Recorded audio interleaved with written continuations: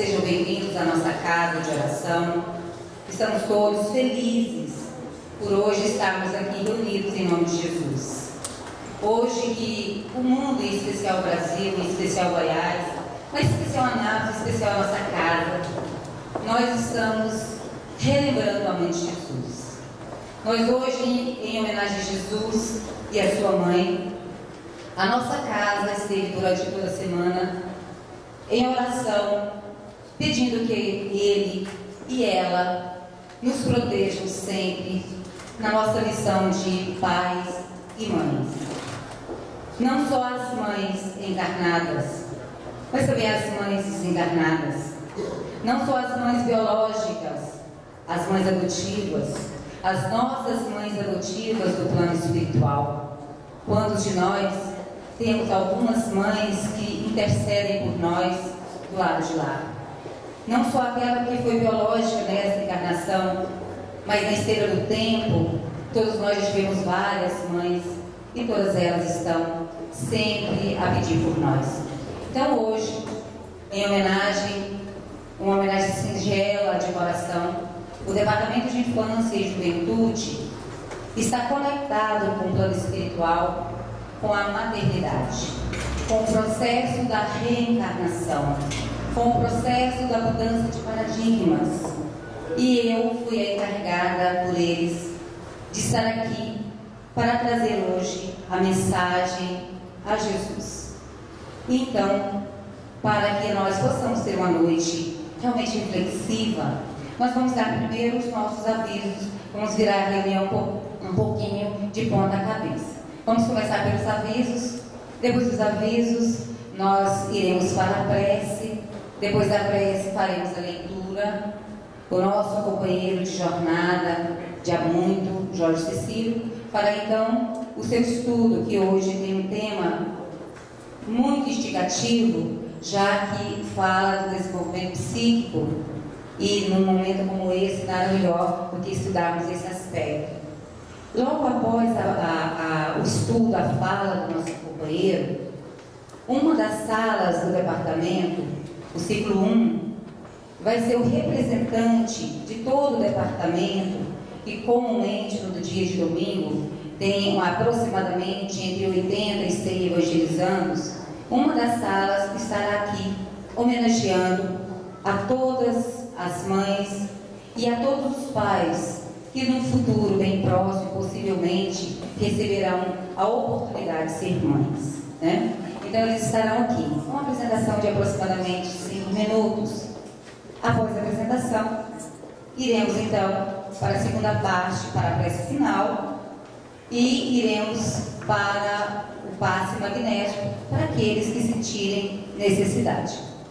Lembrando que o ciclo 1, ele vai se apresentar e as crianças descerão para o andar de baixo e só lá as mães ficarão com as crianças.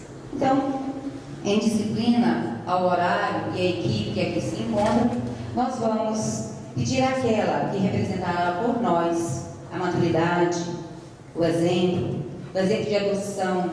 Hoje na nossa prece, os evangelizadores, fazemos a oração às 7 da noite. Aqueles pais que quiserem participar, fiquem à vontade de estar conosco. E uma das evangelizadoras, que foi a primeira evangelizadora dessa casa, a Glícia, foi encarregada de pedir por nós a bênção para essa noite. E ela dedicou a oração a essa grande mulher, que todos nós nos sentimos adotados. Então é ela hoje, Dona Eunice, que falará para nós a prece inicial.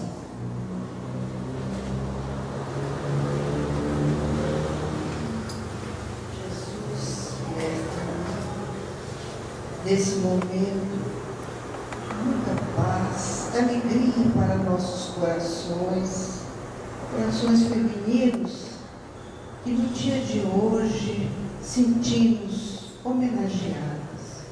Obrigada, Senhor. Obrigada, Maria, Mãe de Jesus, que tanto tem velado por nós, as mães.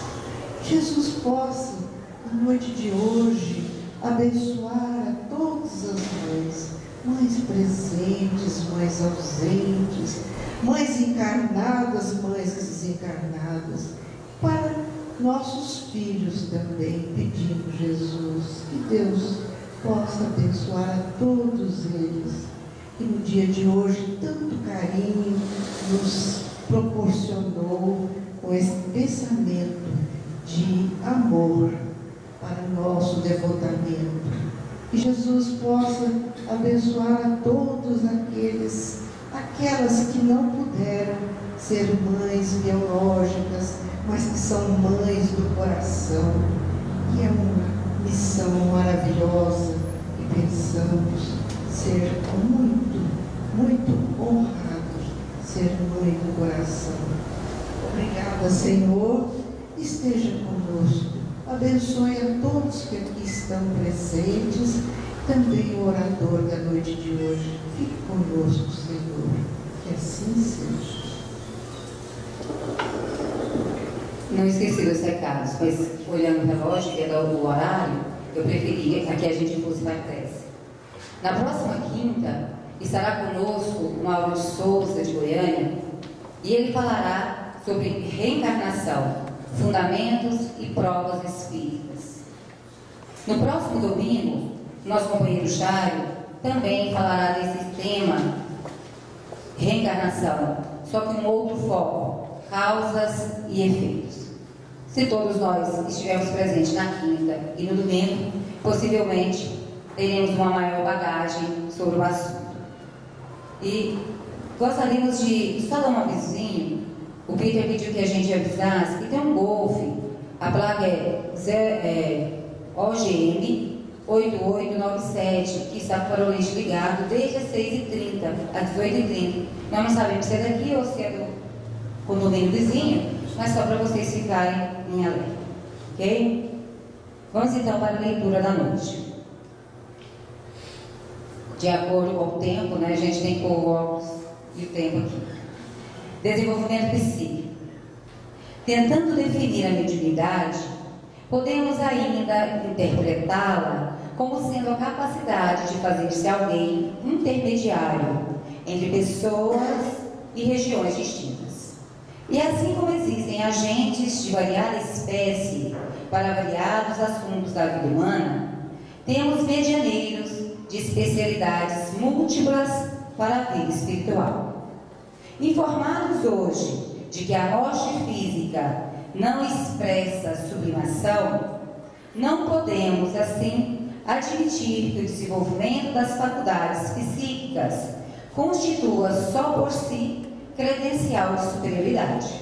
Daí, o imperativo de fixarmos no aprimoramento pessoal a condição primária do êxito em qualquer tarefa de intercâmbio.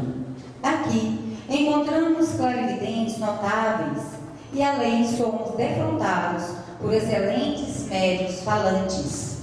Mas se aquele que vê não possui discernimento para o esforço de seleção, e se aquele que se faz portador do verbo não consegue auxiliar a obra de esclarecimento construtivo, o trabalho de transmissão sofre naturalmente consideráveis prejuízos, desajudando ao invés de ajudar.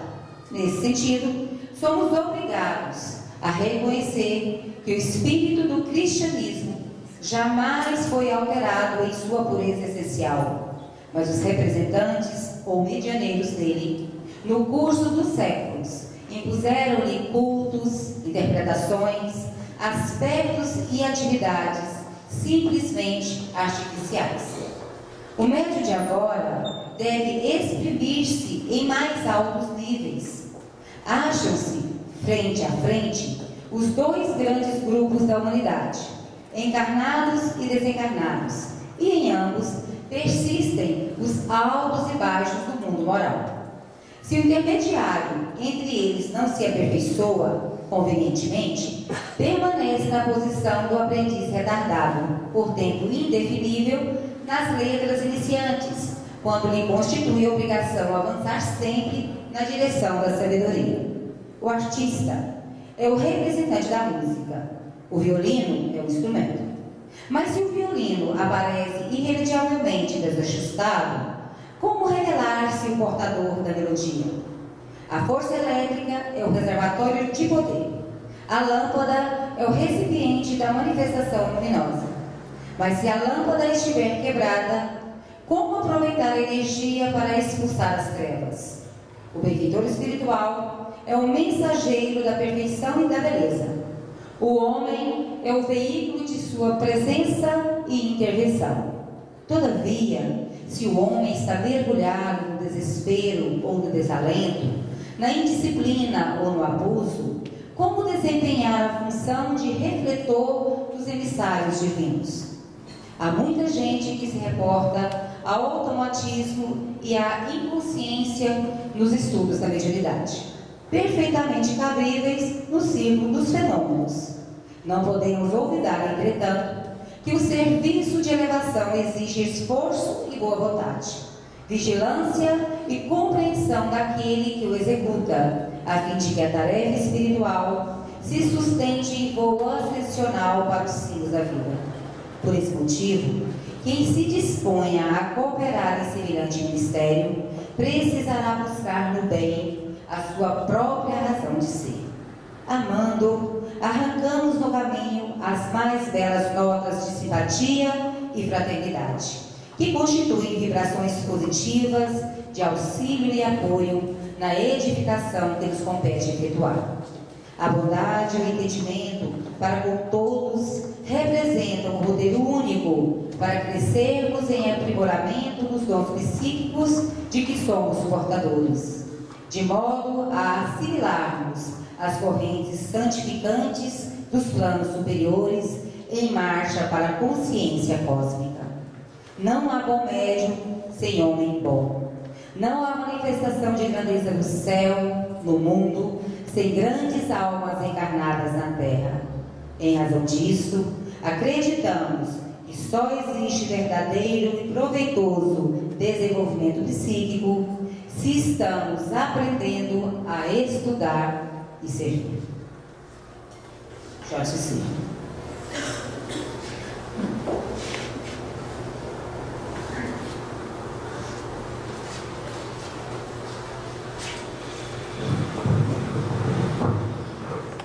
Boa noite a todos.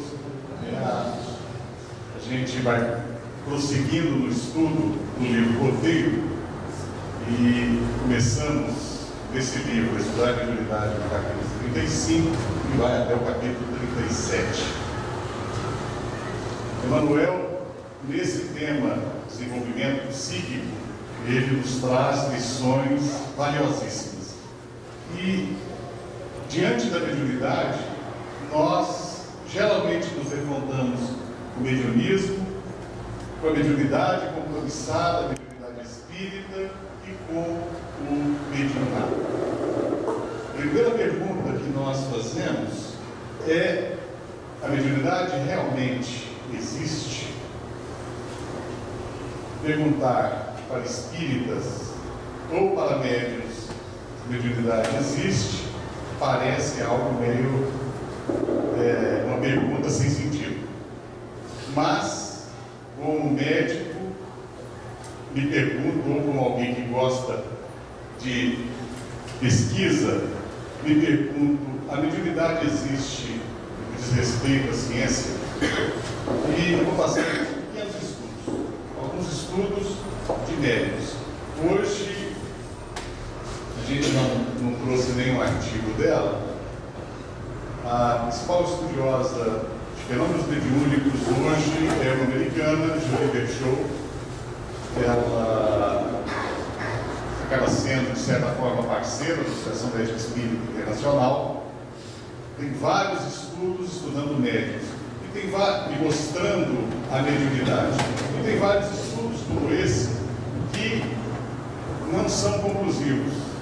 A mediunidade pode existir ou pode não existir.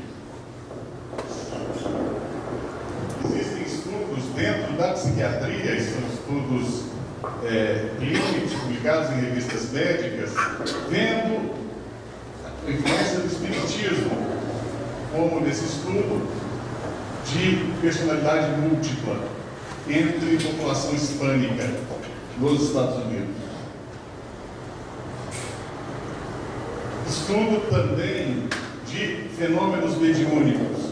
Então, quando nós perguntamos a mediunidade existe, a ciência pergunta. E a ciência produz algumas provas, algumas respostas, muitas conclusivas, muitas inconclusivas.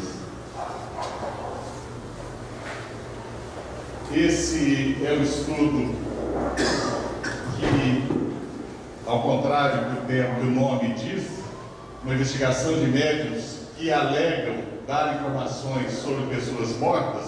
Esse estudo conclui que os médiuns não deram informações de pessoas mortas. Então, diante da mediunidade, quando nós falamos em mediunidade, tem todo esse aspecto do mediunismo. Se nós formos a algumas reuniões ditas espíritas ou espiritualistas nos Estados Unidos, nós não vamos encontrar a mediunidade como nós encontramos nas casas espíritas do Brasil, à exceção de centros espíritas que seguem o espiritismo. E isso pelo mundo todo. Vira e mexe, nós nos defrontamos com fenômenos mediúnicos que fazem parte do mediunismo. Eu hoje mesmo trouxe alguns livros que eu recebi de herança de uma pessoa que nem me conhecia, mas antes de morrer doou os livros que ela tinha em casa e doou para mim. Eu trouxe alguns, entre eles tem um livro chamado Mensagens de Maria para o Mundo, recebido por uma enfermeira americana, não é espírita, um fenômeno mediúnico. Mediunidade, como diz Emmanuel, nesses estudos, desses 3 capítulos do roteiro, não quer dizer santificação. Não quer dizer praticamente nada, a não ser uma faculdade que nos coloca diante de uma outra realidade. E a outra realidade, ela está conosco em perfeita sintonia, como nós vimos no estudo do capítulo 35, no mês passado. A mediunidade que nós falamos, e a mediunidade que o Espiritismo propaga, é a que defendia Allan Kardec. Na questão do item 350 do Livro dos Médiuns, já no finalzinho, quando ele fala das sociedades espíritas, Allan Kardec vai dizer: que importa crer na existência dos espíritos se essa crença não faz aquele que a tem se torne melhor, mais benigno e indulgente para com seus semelhantes, mais humilde e paciente na adversidade. Conta-se que um funcionário de Frederico Figner, fundador das Casas Odeon no Rio de Janeiro, e EMI Odeon, a grande gravadora americana, quem trouxe para o Brasil foi Frederico Figner, judeu de grande fortuna. Um funcionário dele chegou e disse: o senhor está me demitindo. Saiba o senhor que eu também sou espírita. E o que Frederico Figner respondeu: olha, meu irmão, te demito por justa causa. Ser espírita é apenas um rótulo, no seu caso. E o que Kardec diz? Que o nosso compromisso existe com o Espiritismo, e somos realmente espíritas se nos tornamos melhores, mais benignos e indulgentes, mais humildes e pacientes. De que serve ao avarento ser espírita se continua avarento? Ao orgulhoso se conserva cheio de si, ao invejoso se permanece dominado pela inveja. Assim, poderiam todos os homens acreditar nas manifestações dos espíritos e a humanidade ficar estacionária. Então, de que valem os fenômenos do mediunismo? Provar que existe uma outra realidade, que a vida continua, mas que proveito temos disso? Em que isso nos torna melhores? Por isso, a mediunidade que existiu e existe desde que o homem é dono de sua consciência, as primeiras manifestações religiosas, as religiões fetichistas, em que o homem primitivo atribuía poderes mágicos a pedras, árvores, a animais, nessas primeiras manifestações, fenômenos mediúnicos aconteciam. Fenômenos mediúnicos permeiam a história da humanidade, do desenvolvimento da consciência do homem. Em que esses fenômenos tornaram os homens melhores? a não ser através de seus grandes missionários que o Pai maior enviou à terra, onde a mediunidade foi sublimada. É Jesus o médium de Deus.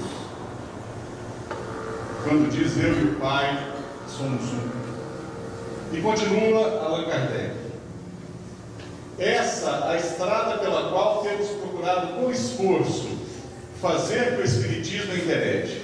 A bandeira que desfraldamos bem alta é do Espiritismo cristão e humanitário, em torno da qual já temos a ventura de ver em todas as partes do globo congregados tantos homens, por compreenderem que é aí que está a âncora de salvação, a salvaguarda da ordem pública, o sinal de uma nova era para a humanidade. É a mediunidade, o mediunismo se tornando algo que transforma. A mediunidade como um instrumento não de intercâmbio puro e simples, mas como um instrumento de tornar melhor o homem que recebe a mensagem e aquele que é dela intermediário. Convidamos, pois, todas as sociedades espíritas a colaborar nessa grande obra, que de um extremo ao outro do mundo elas se estendam fraternalmente nas mãos, e eis que terão colhido o mal em inextricável malhas. Terão surpreendido o mal, né? E quando nós falamos em mediunidade, nós não conseguimos fugir da figura daquele que cumpriu um mediunato ou um mandato mediúnico. Não um simples mandato, não um mandato como outro qualquer, sem desmerecer nenhum outro, sem desmerecer Ivone Pereira com sua grande obra, sem desmerecer os médiuns atuantes que ainda estão mundo afora, não apenas no Brasil, mas como falar em desenvolvimento psíquico e aplicação, dedicação total ao bem, sem falar em Chico Xavier. E a gente pode falar em Chico Xavier por vários prismas, vários aspectos. E eu vou passar agora uma sequência de slides que pertencem à doutora Marlene Rossi Severino Nobre. E são slides sobre mensagens que esse médium recebeu. Mas não são simples mensagens. Não são também mensagens estrondosas. O que nós vamos ver agora é o resultado de uma pesquisa científica. O Enderville, que estava lá na nossa jornada, e ela apresentou há 2 domingos atrás em Goiânia. Uma pesquisa realizada por Paulo Rossi Severino Nobre está nesse livro A Vida Triunfa. Esse livro contém mensagens que foram analisadas a partir de entrevistas que os pais ou aqueles que receberam as mensagens através de Chico responderam ao Paulo Rossi Severino Nobre. Questionários elaborados pela doutora Marlene Nobre e pela doutora Maria Júlia Prieto Pérez.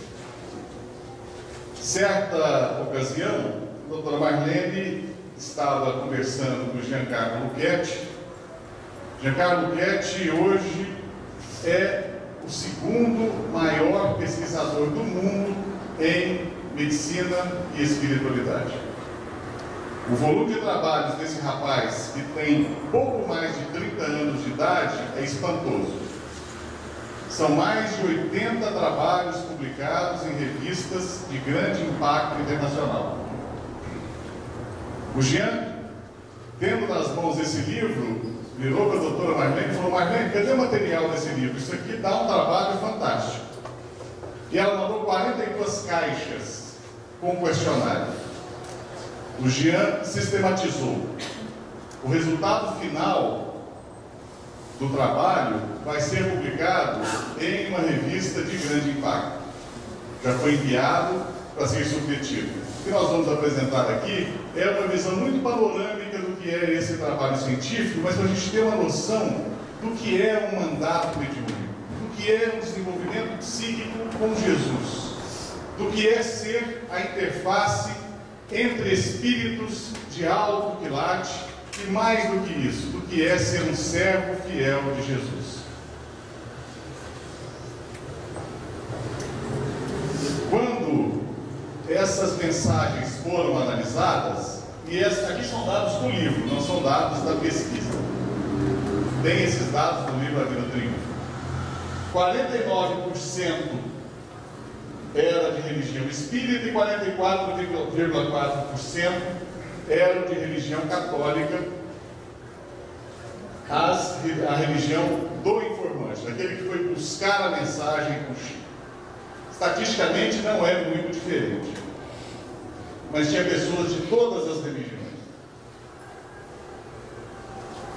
A idade em que ocorreu o óbito, entre 11 e 20 anos, foi 37,8%, e a grande maioria foi acima de 30 anos. Daqueles espíritos que enviaram mensagem pelo Chico, e essas mensagens foram analisadas. O sexo do comunicante, um predomínio grande do sexo masculino. E a gente vai ver por quê, porque na verdade a maioria dos casos é de acidente. E os homens são mais expostos a acidente, né? É mais traumatizante. A religião do espírito comunicante, na grande maioria, católica. Mas tem espírita e tem também protestante. Tem todas as religiões. Tem inclusive a religião judaica. Isso não são de todas as mensagens que o Chico recebeu. São das mensagens, são 42 mensagens que estão no livro A Vida Triunfa. A causa da morte, 73 foi morte acidental, 73%. Daí o predomínio de homens. Morte natural em 18%, assassinato em 6%, suicídio 2%. Na morte por acidente, a grande maioria automóvel, acidente de carro, né? Mas tem outras mortes. E a grande maioria dos casos, até porque foi uma pesquisa brasileira, ocorreu no Brasil, mas tem português e uma italiana. Esse livro A Vida Triunfa, e eu confesso que foi o livro que me introduziu na Associação Médico Espírita. Eu comprei esse livro, morava no Rio de Janeiro ainda, e o livro é fantástico. Ele tem algumas mensagens daqui de Goiás. Inclusive tem a mensagem do Maurício, filho do Dr. Zé Vieira, e mais adiante o Maurício ele vai falar, porque é muito interessante. O Maurício, quando ele desencarnou, e a primeira mensagem do Maurício, o Zé Vieira comentando comigo há pouco tempo atrás, a primeira mensagem que o Maurício enviou para o Zé Vieira e para a mãe foi exatamente no dia em que a tia dele estava sendo assassinada em Goiânia. Um caso que chocou a sociedade. Um tempo depois, o Maurício envia outra mensagem. Fala na avó com tumor cerebral. E o Maurício, nessa outra mensagem, ele diz: o tumor cerebral que a vovó desenvolveu é decorrente da depressão em que ela entrou pela morte brutal de minha tia. O que há de curioso nisso é que, alguns meses depois dessa mensagem ter vindo a público, alguns trabalhos médicos foram publicados correlacionando depressão com tumor cerebral. Então, o Chico, ele era riquíssimo. E o Maurício, que desencarnou com 7 anos de idade, ele dá mostras de ser um espírito bem vivido, né? Um espírito completista. Ficou aqui por pouco tempo. Em 75% das mensagens analisadas, o espírito descreve a própria morte, como ela ocorreu ou e o porquê que ela ocorreu. Existem mensagens esclarecedoras, existem fatos que é difícil a pessoa saber. Um dos espíritos escreve ao pai dizendo, ele na verdade havia casado, juntou um dinheirinho, foi em lua de mel, ele e a noiva para o Rio de Janeiro, eles eram de São Paulo. Chegando na Baixada Fluminense, o carro deles teve um pequeno problema, eles foram assaltados, levaram tudo deles, sem dinheiro nenhum. Ele conseguiu chegar até o Rio de Janeiro, na agência Copacabana do Banco Itaú. Lá ele entrou, não tinha um documento, mas se identificou para a gerente, explicou a situação, e ela falou: olha, meu filho, infelizmente o banco não pode fazer nada por você, você não tem documentação nenhuma. Por mais que eu ligue para o gerente, ela fez isso, o gerente da sua conta, como eu vou conseguir provar? Seguindo a pesquisa, quando se olha em meses decorridos entre o óbito e a comunicação, nós vemos que nós tivemos mensagens que ocorreram quase 3 anos depois. 3 mensagens, mas a grande maioria foi entre 0 e 6 meses. Isso facilita a riqueza de detalhes, porque o espírito ainda está preso naquele fato, né? Depois o tempo passa e a gente sabe que no plano espiritual os valores são totalmente diferentes. Quando o espírito sai daquele choque e ele se readapta, os seus valores são outros e passa a não valorizar tanto pequenos detalhes. Mas como nós tivemos um número grande de mensagens em até 1 ano, 1 ano e meio talvez após o desencarne, nós vemos nesse livro riquezas de detalhes fantásticos. O próprio Maurício descrevendo o fogo que pegou no apartamento. Ele e o irmão, eles estavam colocando carpete, os pais colocando carpete no apartamento em Goiânia, material altamente inflamável, e eles foram brincar com alguma coisa que fez pegar fogo. E ele morreu queimado. O Maurício Garcês Henrique, de Goiânia, que absolve aquele que o atirou, dizendo que eles estavam brincando. Estavam brincando de imagem em espelho. E ele entra rápido no quarto, entra e sai o tempo todo, o outro com o revólver na mão. Era a vez do outro brincar, o revólver tinha uma bala. Em ele entrar e sair, refletindo a imagem no espelho, ele atirou contra o Marcelo Garcês Henrique, pensando estar atirando no espelho. A mensagem que o Chico recebeu o absolveu e acabou sendo uma peça jurídica de estudo em todo o Brasil, independente de religião, porque o juiz que recebeu a prova considerou prova documental, porque a assinatura na mensagem grafoscopicamente era a assinatura daquele que havia sido assassinado. E foi considerado então uma mensagem autêntica. Essa a flexibilidade do nosso Chico.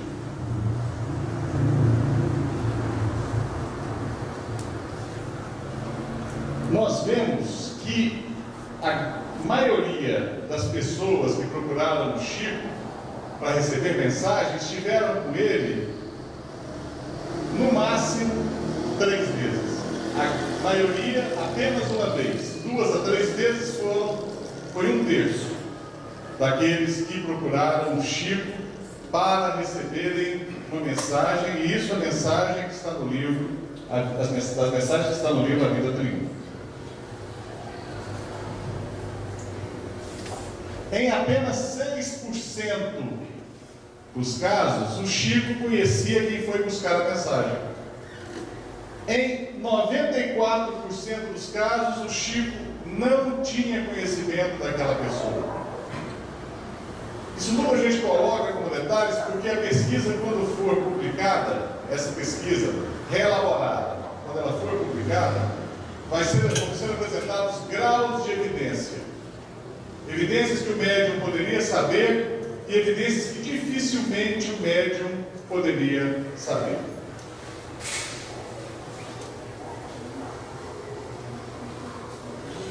Quando olha nas mensagens, os espíritos citam nomes de familiares e amigos que já morreram, a grande maioria entre 1 e 3 familiares. Mas tem mensagem em que mais de 6 nomes são citados, mostrando que o médium era realmente um instrumento extremamente flexível. E o que é interessante é que existem mensagens, como a do Jair Presente, que corrige, essa mensagem corrigiu uma informação no cemitério Panambi de Campinas.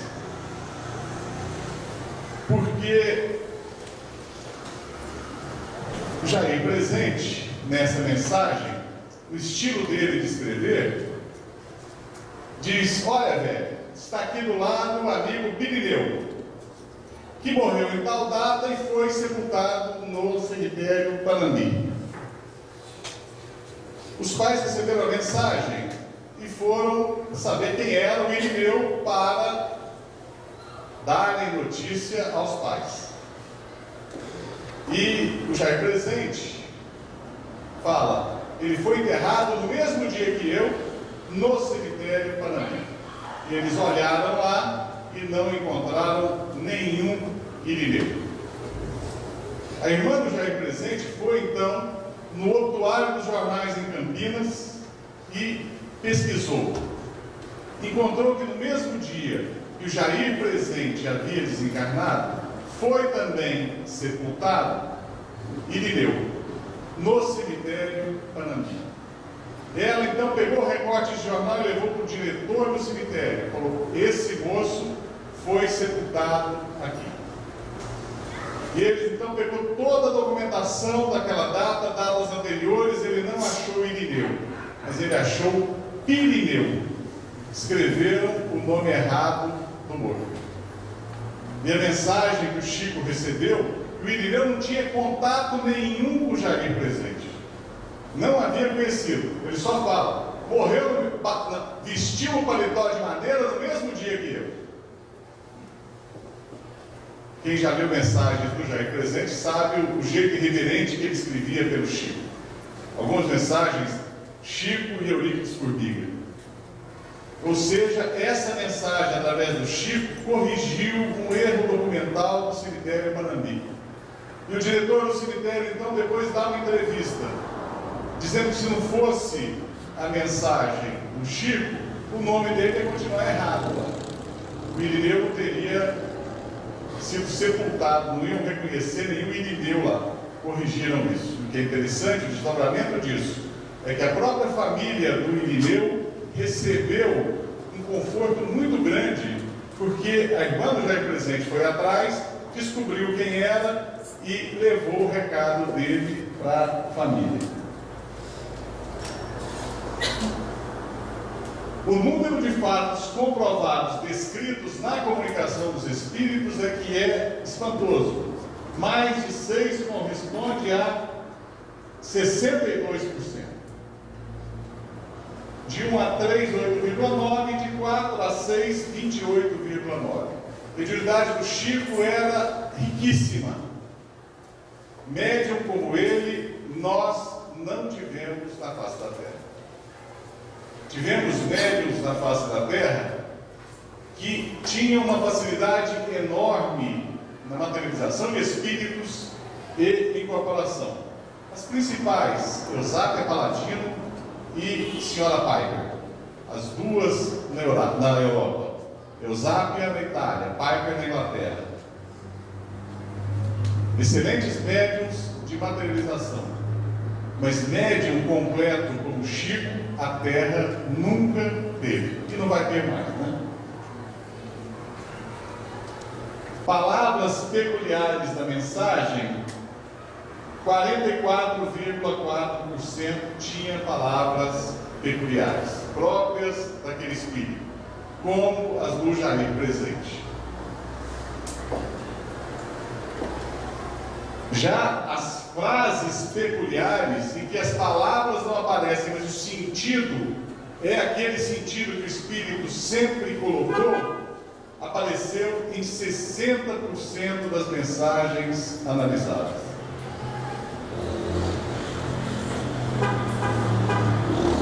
E o estilo do comunicante ele aparece em quase 60% das mensagens analisadas.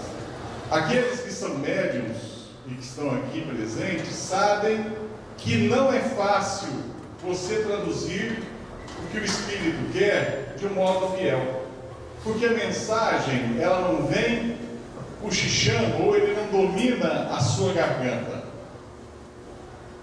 A mensagem ela é transmitida como que de uma vez, e cabe ao médium receber, codificar, ou seja, transcrever aquilo que ele recebeu, e não recebe só com palavra, porque ele recebe o que o Espírito quer dizer, o que o Espírito está sentindo ao mesmo tempo. Então, se é um espírito raivoso, ele despeja toda aquela emoção de uma vez, está transmitindo automaticamente. O médium ele recebe aquilo e ele codifica, porque se ele também dá vazão a um espírito raivoso, dá vazão a tudo que ele quer dizer, ele não exerce seu poder de freio. No livro dos Domínios da Mediunidade, existe uma médium que é uma médium muito flexível, que é estudada. E André Luiz compara essa médium como aquela dona da casa que abre a janela e debruça. Ela é dona da janela. E ela deixa, então, a comunicação vir. Se for uma comunicação não apropriada, ela fecha a janela, acabou. Ser médium bem flexível é isso. Agora não é fácil. Não é fácil. Da mesma forma, quando é uma comunicação elevada, o Espírito traz, e aí nós vamos ver em Missionários da Luz Alexandre mostrando como é feita a preparação do médium antes dele receber a mensagem. Como ele tem que estar em sintonia, o Espírito chega e também despeja aquela mensagem, a emoção, o que ele quer transmitir, e o médium recebe e transmite, mas também passa pelo seu crivo, coloca palavras dele. Então, quando a gente vê esse estilo, nessa alta incidência no Chico, nós vemos o quão flexível foi esse médium e o quão fiel à comunicação foi esse médium. E aí, nós tivemos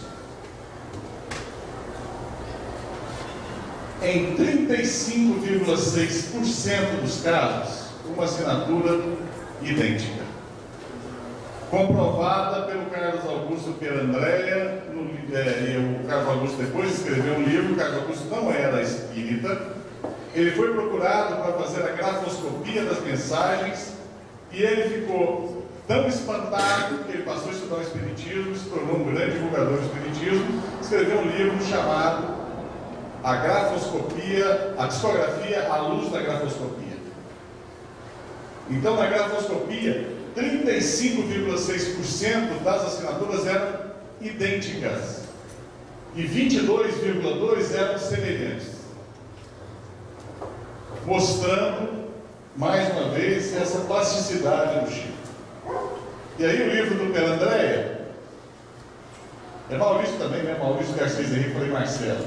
A assinatura dele na mensagem do Chico e a assinatura dele na identidade. Os elementos de identificação usados pelo Andréia mostra, à exceção do M, que está um pouco diferente, toda a forma como ele escreve é o mesmo estilo que ele escrevia quando encarnado.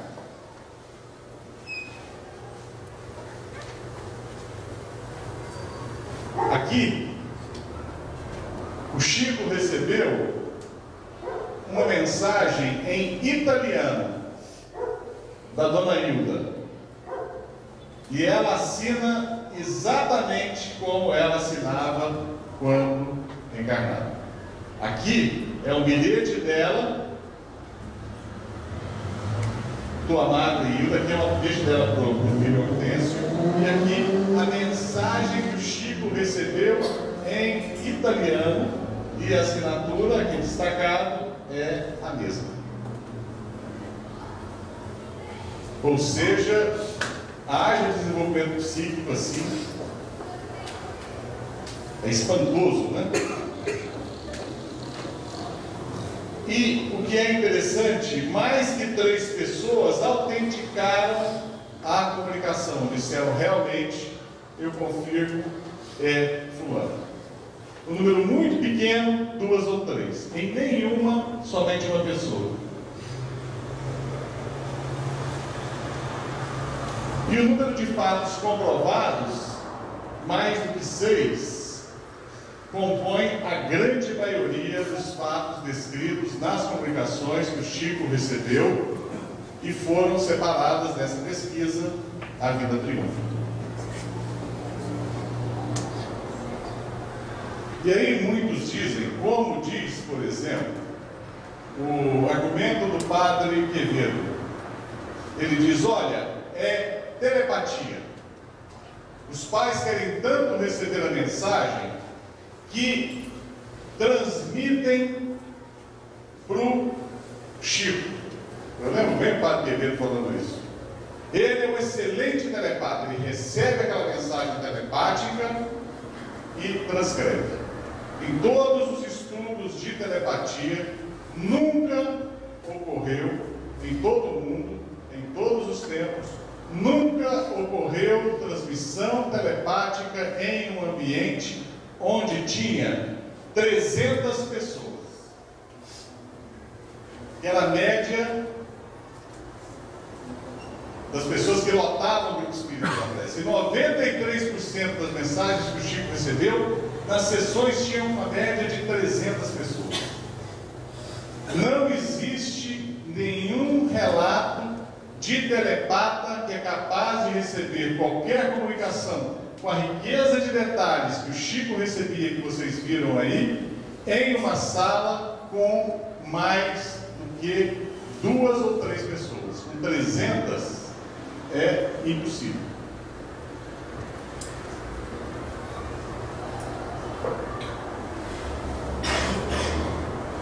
E o que é interessante, que só 2% apresentavam um estado de angústia quando deram a mensagem.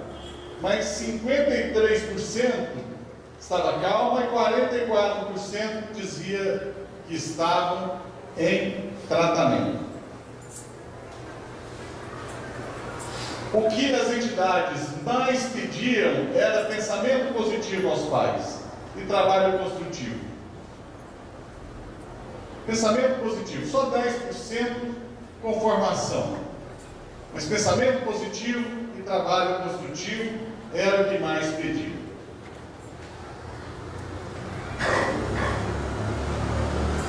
O número de assuntos desconhecidos dos familiares também é espantoso, porque chega a 60%.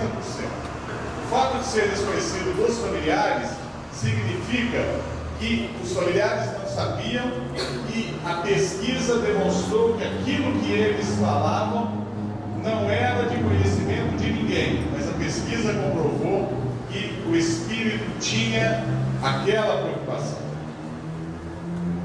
Ou seja, mais uma comprovação A mediunidade existe, e é um fenômeno humano, e que nós tivemos entre nós, pertinho de nós, a 500 quilômetros daqui, o maior médium que a humanidade já teve.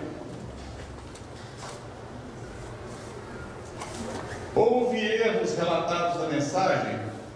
De todas as mensagens analisadas, em 100% não houve erro.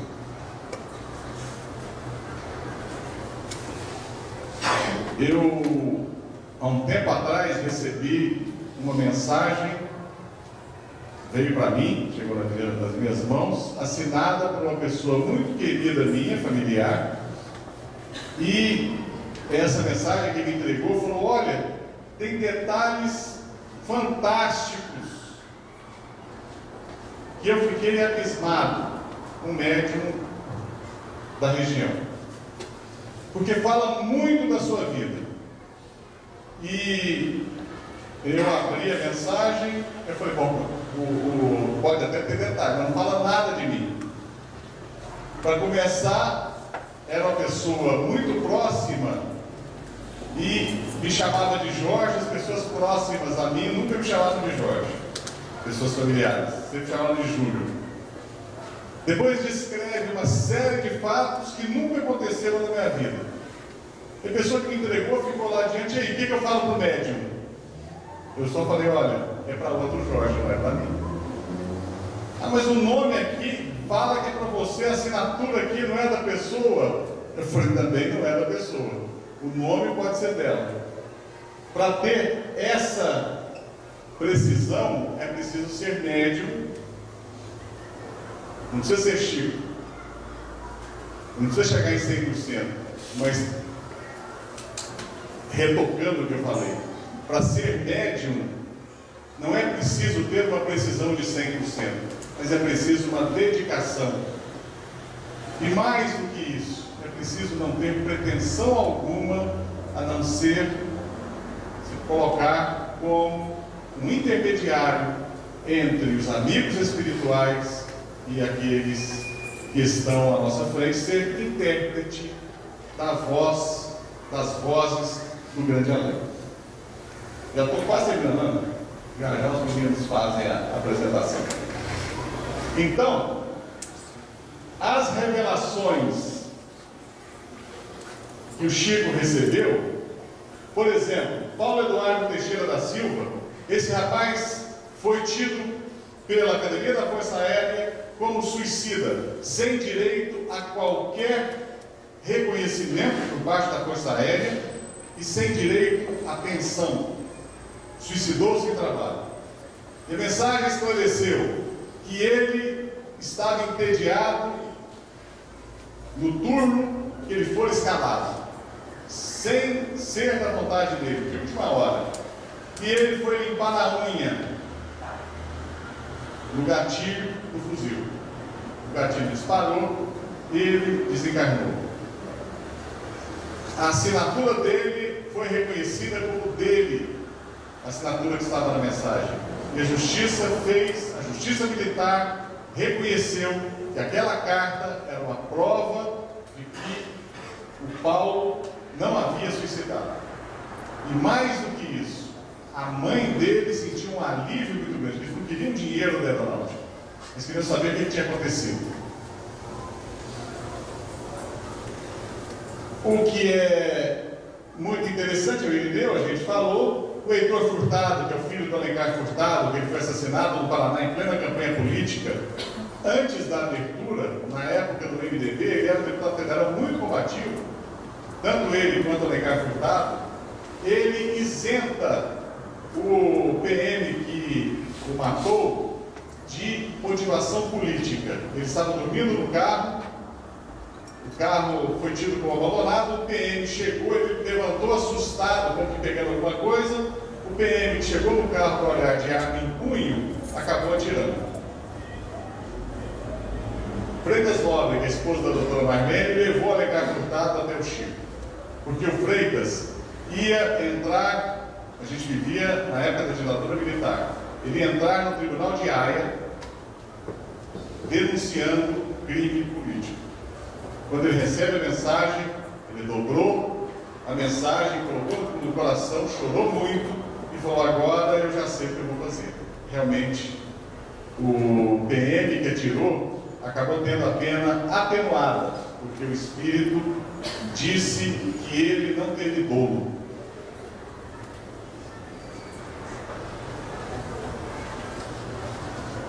Então, quando nós vemos, pulando aqui a EQM, nós vemos as revelações mediúnicas do Chico, nós vemos que existe um processo de morrer e um programa com muitos pontos em comum da experiência de quase morte, aqueles que passaram por experiência de quase morte e aqueles que já morreram e mandaram mensagem. Nós vemos que existe um programa que nós fazemos. Morrer é um processo, mas a vida continua. O Chico, em 130 livros, ele traz mais de 500 mensagens que comprovam isso, demonstrando que foi o maior médium que nós já tivemos. E que existem vários estágios do processo do morrer. Nós vemos isso nas mensagens. Não é o tema da palestra, a gente não vai ficar aqui. Mas, para encerrar, falando desse médium fantástico, que consolou inúmeras mães, que comprovou ativamente a sobrevivência do espírito à morte corporal, que demonstrou a mãos cheias que a vida continua, que a vida é uma fonte que não se extenua nunca, que a morte é um processo. Chico, ele nos traz várias lições. Como ele dizia, morrer é fácil, mais difícil é desencarnar. Por isso que nos convidava sempre para a libertação. Cultivemos a nossa vida mental saudável. Não nos prendamos a ideais passageiros, materiais.